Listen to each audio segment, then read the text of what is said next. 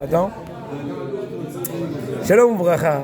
Dans la paracha, il est mentionné que par rapport à Issachar, quand Yaakov vient bénir ses enfants, entre autres quand il vient bénir Issachar, alors il est mentionné une chose un peu bizarre. Laquelle?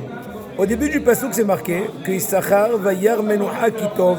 Il a vu que le repos était bon. Vetaretz kineema, la terre était agréable. Et tout de suite après, vayet shichmo lisbol.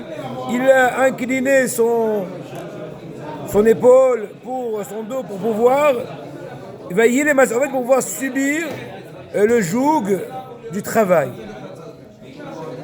Rabbi Yehuda Leib Ashlag, Zatzal, le Baal HaSulam, explication de Zohar Kadosh, le Sulam Baal HaSulam, une fois, il a posé la question à Hazan Ish, vers la fin de la vie du Hazan Ish. Il y en a qui dit qu'il a posé la question à Admour de Odjorov, qui a vécu aussi à proximité du Hazan Ish. En tout cas, il a posé la question à Hazan Ish, en lui disant le début et la suite du passouk sont contradictoires. Si Issachar est tellement convaincu de l'aspect agréable, du repos, de produits de la terre, des plaisirs de ce monde, alors comment en conséquence il va aller recevoir le joug de la Torah, le joug de la servitude à la Torah? Et réponse, il a dit Hazan Ish Bechavod, j'ai l'impression que tu as une réponse. Il a dit oui. La réponse est toute simple. Après avoir pris conscience de façon complète de tous les plaisirs, la réussite de ce monde, il a quand même su dire non et choisir le bon chemin de la Torah. C'est sûr que ça lui donne beaucoup plus de valeur.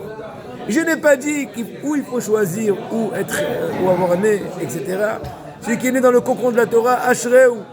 Mais dans un certain sens, celui qui est né dans ce combat et qui, après avoir pris complètement conscience et a toutes les facultés, celui qui tue la Torah, ce n'est pas quelqu'un qui manque de facultés ni de possibilités. C'est quelqu'un qui a eu une ultime sagesse et qui a su se surpasser.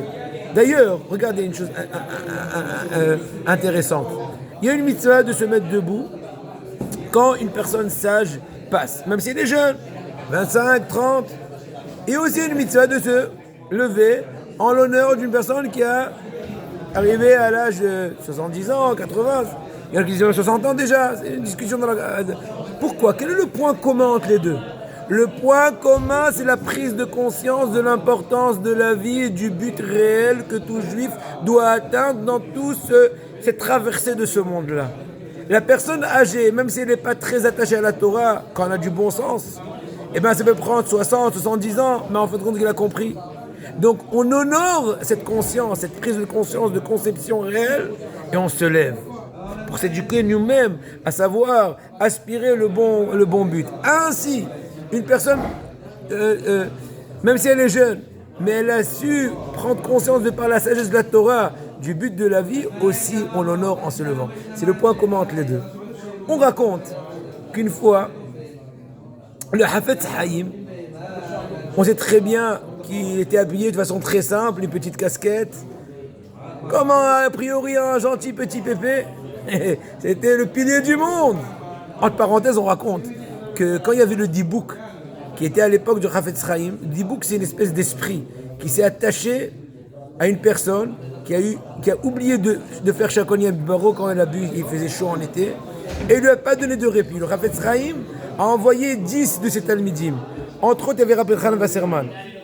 Et quand ils ont appelé le Dibouk pour venir le faire le détacher, ils ont dit on est venu au nom du Hafetz Haïm.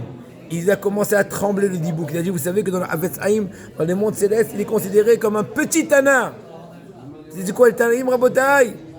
C'est un degré incroyable. En tout cas, ce même Hafetz Haïm qui a l'air très simple, voyager une fois avec un cocher qui n'était pas des plus grands tzadikim de la génération. Vous avez bien compris?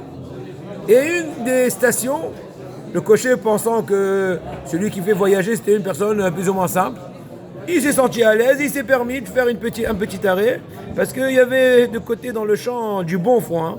C'était une bonne occasion de payer à son cheval un repas gratos au prix du baron. Et voilà qu'il est descendu, il s'apprête, Hafetz Haïm, qui a scruté, qui a compris ce qui se passait. Il a crié de façon très naïve « On te voit, on te voit !» L'autre, il a eu très peur.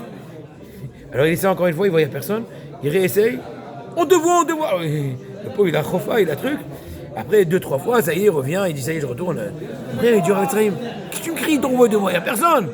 Il dit, Dama, le ma'alamimar, la Mishnah, dans Pirkei Avot, elle dit dans Perek Bet Mishnah Aleph, sache qu'est-ce qui est au-dessus de toi, l'œil qui voit, l'oreille qui entend, et toutes tes actions sont marquées dans le registre Rabotai. La différence entre nous et d'autres, c'est que des fois des personnes, Ve'adata ayom, tu peux être conscient d'une chose ici, Ve'ashevota levavecha, le mettre dans ton cœur, combien de centimètres d'ici à là, peut-être 30 centimètres, mais en années-lumière, c'est au niveau idéologique.